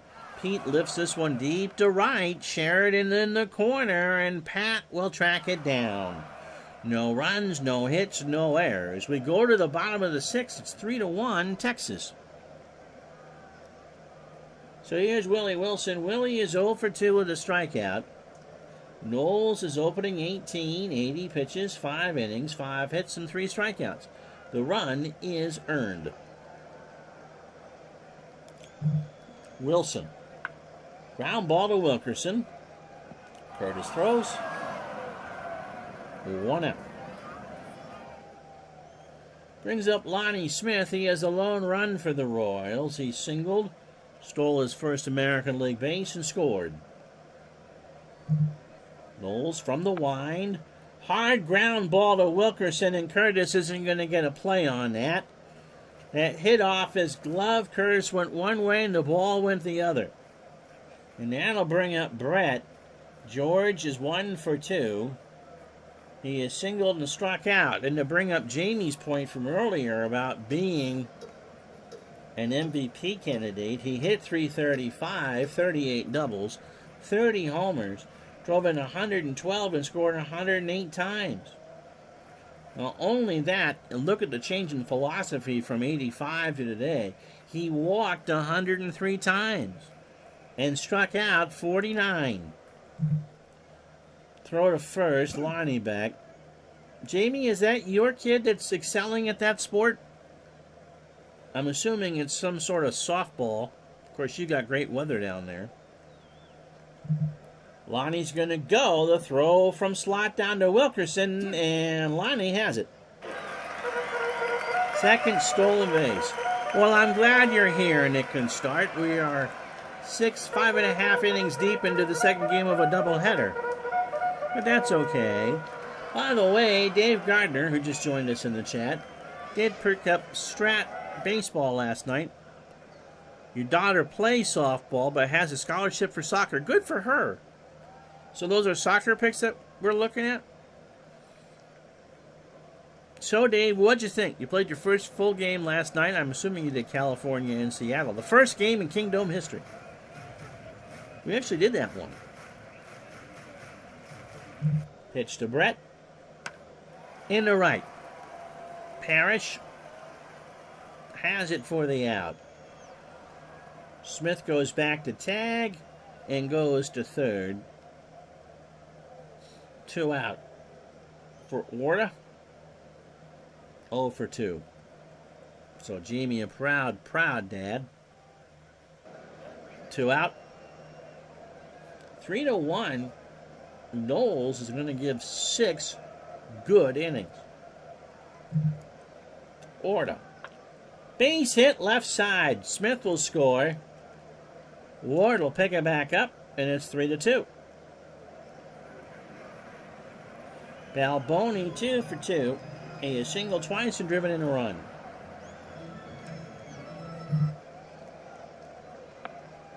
That's into center field. McDowell will pick it up, and now Knowles is hit E. Orta will not run on McDowell with 2 out. They're going to see if they're going to yank the pitcher. Pat Sheridan is 0 for 2. He's grounded into a double play.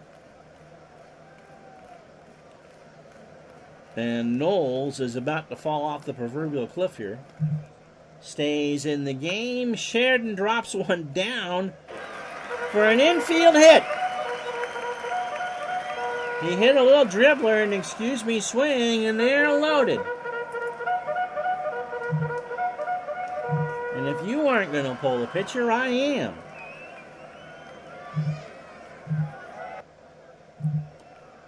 So Knowles was doing well. Although they're saying 198. Knowles says, I can get him. I can get White. Be Rosema or Welch when the time comes.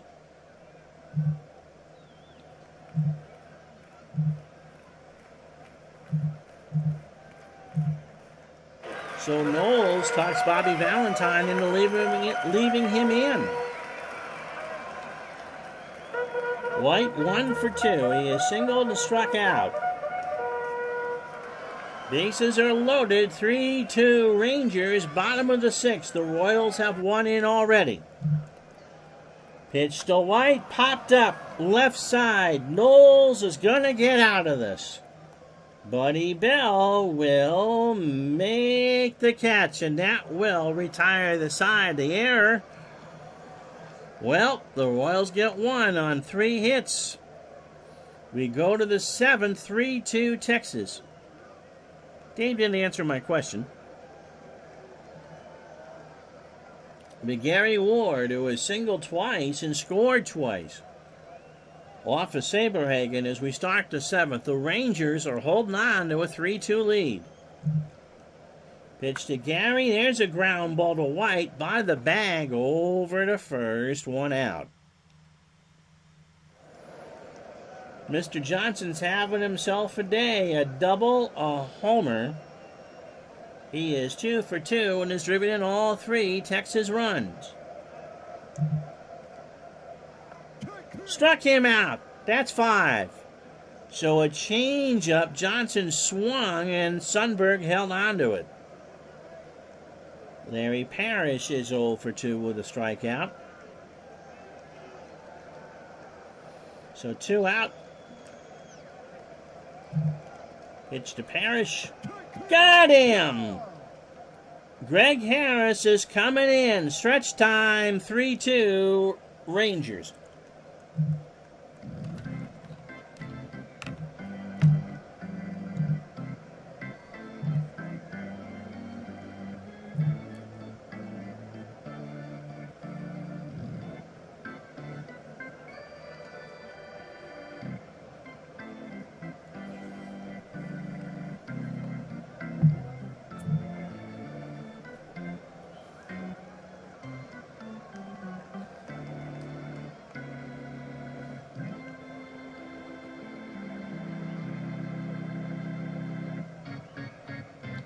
Last outing for Harris was on the 26th against the Red Sox. He got a win. So actually he's having a great replay. 3-1 with 4 saves and an 0.69 ERA. Beat the Red Sox on the last night 2 innings, 20, or yesterday because it's Monday. 2 innings, 25 pitches, a hit, and struck out 2. 26 innings overall, 18 hits, 2 runs, both earned. He walked 1 homer. He has walked 3 and struck out 25. Not sure if this is a 9-out save for him, but if it is, he's 4 for 4.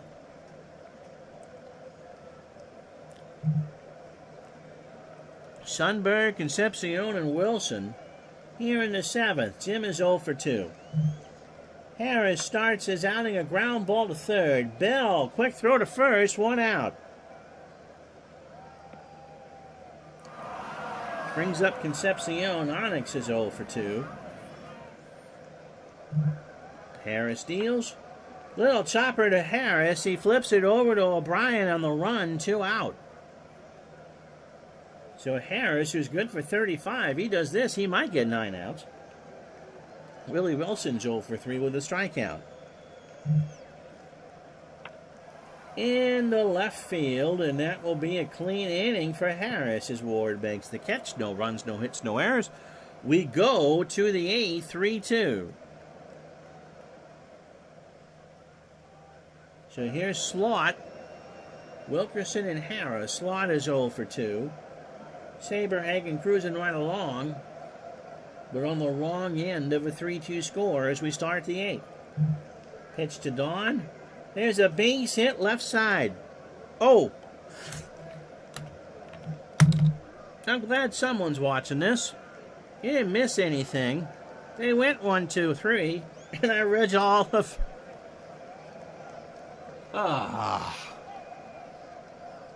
Read you all of Harris's numbers anyway. I did. So Wayne Tollison will pinch run.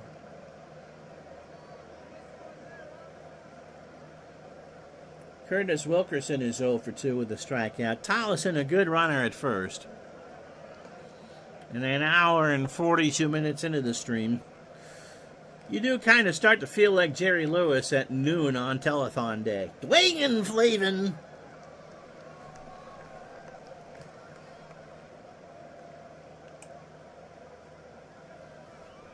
Thanks for the text. I don't know what the setup is on YouTube because I haven't streamed there in a while, but I got you guys on the left. Whoever's followed me and subs are all up on the top. On the right are all the buttons where I play the ads, but in the middle is a nice big screen where I can see what you're watching. And yep, it said that Patreon thing for that entire inning. Yep, Jerry Lewis telethon as a kid means the end of summer. And this being from Memorial Day 85, the beginning of summer. Collison's not going to steal. Wilkerson chops it up the middle. This might be 2. Nope, Concepcion's only play is to first. So Tollison on second, 1 out for Hara, who's 0 for 3 with a strikeout.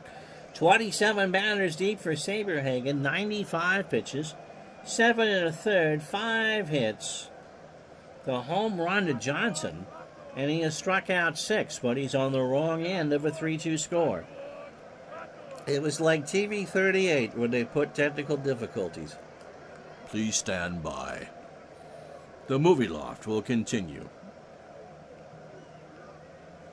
With Cleopatra starring Richard Burton and Elizabeth Taylor. But the film broke, and so they had to sit there and splice it back together again. Pitch to Hara. There's a ground ball to short. Concepcion has it over to Balboni for the out. 2 out for McDowell, who's 0 for 3 with a strikeout. Remember, ABC had a trouble slide for whatever show they were showing. It didn't matter what it was. They always had the slide ready to go. And so usually you saw it for the British Open when they would be messing up with the satellite and trying to convert the English TV pictures into something Americans could see. That never went well. But of course, if you remember the 89 earthquake during the World Series, that is what you were looking at, the green ABC slide with all the logos on it. with World Series superimposed as network executives are pooping their pants. As Al Michaels says, I'll tell you what, I don't know if we're on the air or not, and I don't really care.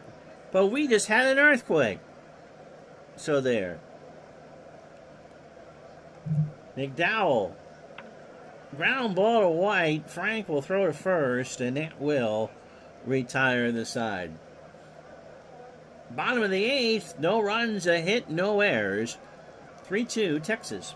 And so Harris comes out for another inning. Smith, Brett, and Orta to face him. 3 runs, 5 hits, and 2 errors for Texas. They've only left on 2. That's efficient. The Royals, 2 runs, 8 hits, no errors, and they left on 5. Pitch to Lonnie. Ground ball to Hara. Toby in the hole, 1 out. Here's Brett. George is 1 for 3. Has singled and struck out. Into right, Parrish, 2 out. Orta, 1 for 3. He has singled and driven in a run. So again, if Harris gets Orta, this might be a 9-out save. He'd like another run, just to be sure. Orta into right, and that's going to hook foul. So a full count to Orta. To Harris, off the mound, over to first. Side retired. 6 up, 6 down. How about that? No runs, no hits, no errors. Go to the ninth. 3-2 Rangers. So Buddy Bell, Pete O'Brien, and Gary Ward to face Saberhagen, who is looking for the complete game. Buddy is 0 for 3. And there is nobody warming up in the Royal pen. Pitch to Bell. Ground ball to White. 1 out. So here's O'Brien. Pete is 0 for 3. Saberhagen winds and delivers. That's gone. My goodness, that ball is wet. He just put that and 3 coins right into a fountain. It's 4-2. 404 feet, well over the alley in right center.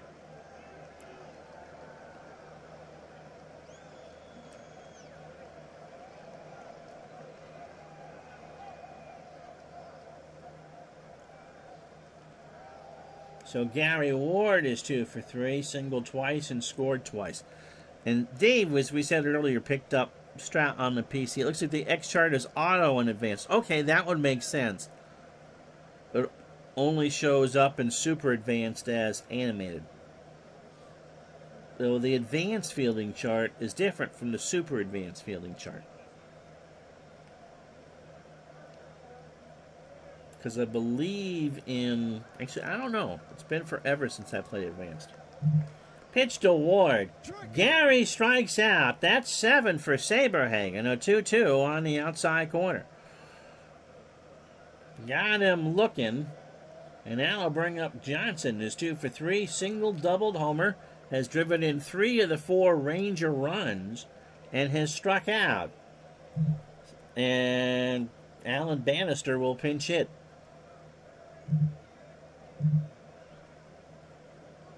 Allen 10 for 40 on the replay, hitting .250 with 3 RBI. Saberhagen trying to finish his night. There's a fly ball that's going to drop into right field in front of Sheridan. So that's the 7th hit for Texas. 2 out for Larry Parrish, who's 0 for 3. He has struck out twice. 65 degrees, not a breath of wind. Just a cool, comfortable night in Independence, Missouri. Sundberg and Saberhagen have a word, and the word is ribs. Parrish pops this one up, center field. Wilson going back. That had some tail on it, and that will retire the side. The Rangers get the clutch run they needed. A solo shot from Pete O'Brien. Harris going for the 3-inning save. Balboni, Sheridan, and White. And Steve is 3 for 3. He has singled 3 times and driven in a run. In the left, but that will stay in the yard. Gary Ward, 1 out. Pat Sheridan is 1 for 3. He has singled and grunted into a double play. We will have time to go through the full day in baseball. And yeah, Harris was the ambidextrous pitcher, but I think he didn't do that until 90 or 91, right? Did that with the Red Sox. I think he might have tried it. I think it's been done once, and I want to say it was done for Montreal. He used to throw BP with his left. That's pretty amazing. He walked him. So Sheridan is on. Glenn Brummer, by the way, is the catcher now. He's a 5 and a 1. And Frank White, who we mentioned has power, is the tying run. He is 1 for 3. He has singled and struck out. Brummer and Harris have a word.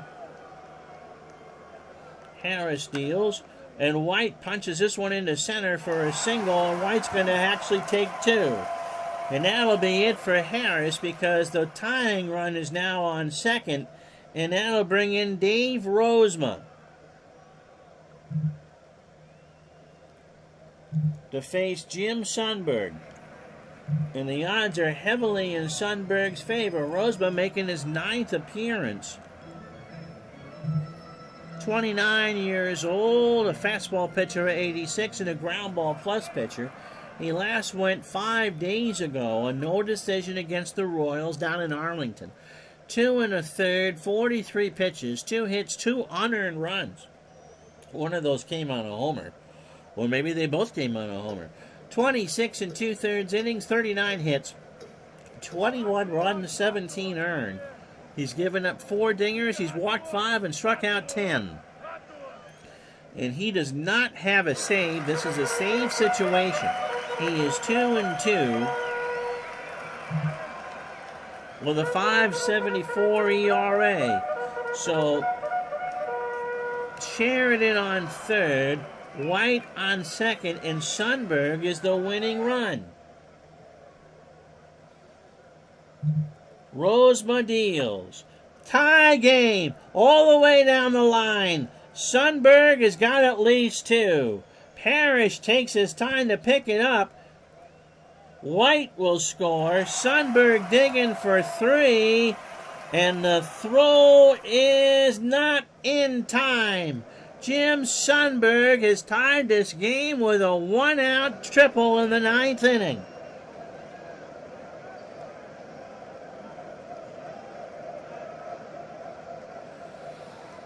The infield is in. The outfield is in.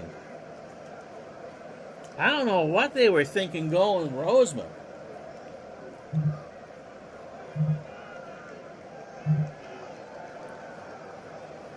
But their other options weren't much better. Welsh has an ERA of 4.13. Schmidt is their true closer. He'd have to come in on short rest. And Dave Stewart has an ERA of 5.42. 1 out. Yep, those corners were tricky. They produced a lot. I didn't put them in. The computer did. They were like angles like a hockey corner. It does look like, because of the way that it is, like the old dasher. So what's Concepcion want to do? He wants to squeeze. Do you dare do it?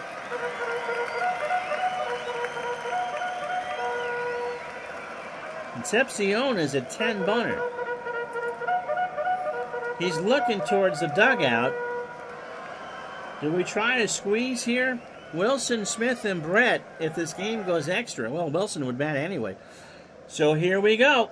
We're going to squeeze. A safety squeeze. Concepcion bunts. It's down. The throw to the plate. Sundberg is safe! They did it! They won the ball game! A walk-off squeeze bunt, and the Royals win this 5-4. And they are going absolutely berserk here in Kansas City. A small ball special, and they squeezed it so hard Bobby Brady showed up. Oh boy!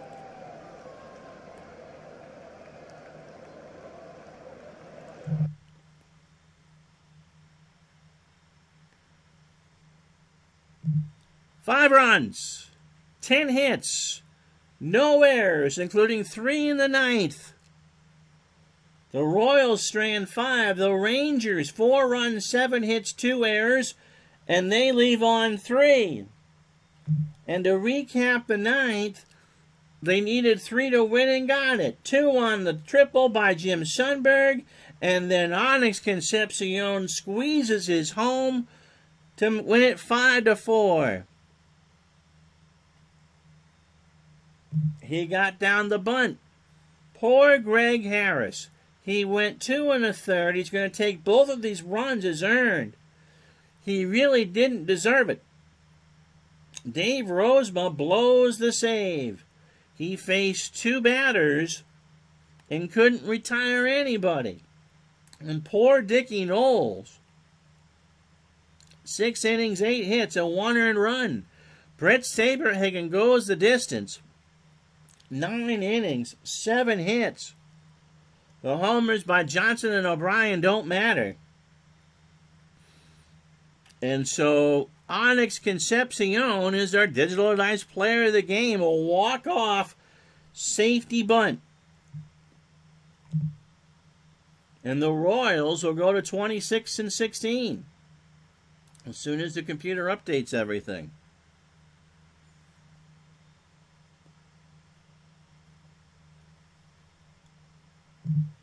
Well, that's a way to end a broadcast, don't you think?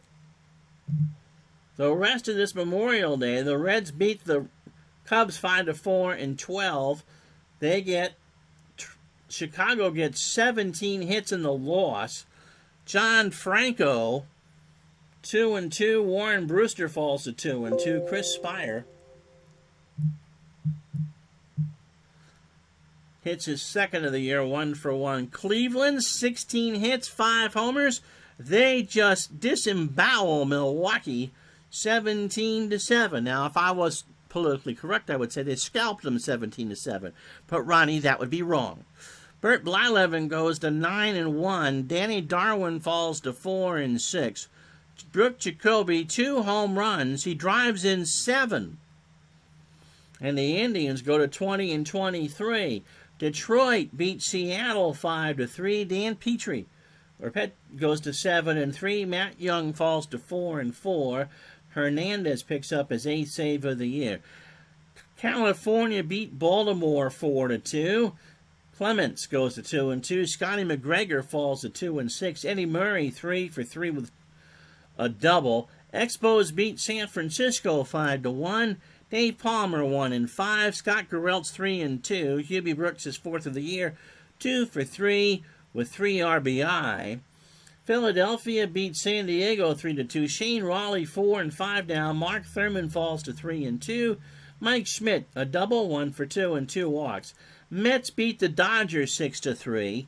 Ron Darling beats Jerry Royce. Darling 3-5. Royce 5-2. The Mets are now 8.5 back, by the way. Mookie Wilson 3-for-5 with 2 RBI and a double.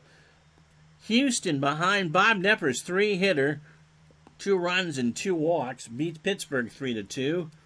Dave Smith, however, got the win to go to 4-2. Holland falls to 1-3. Billy Allman and his band was a rambling man, 1-for-3, his 4th of the year and drives in 2. And the Yankees beat the A's 6-3.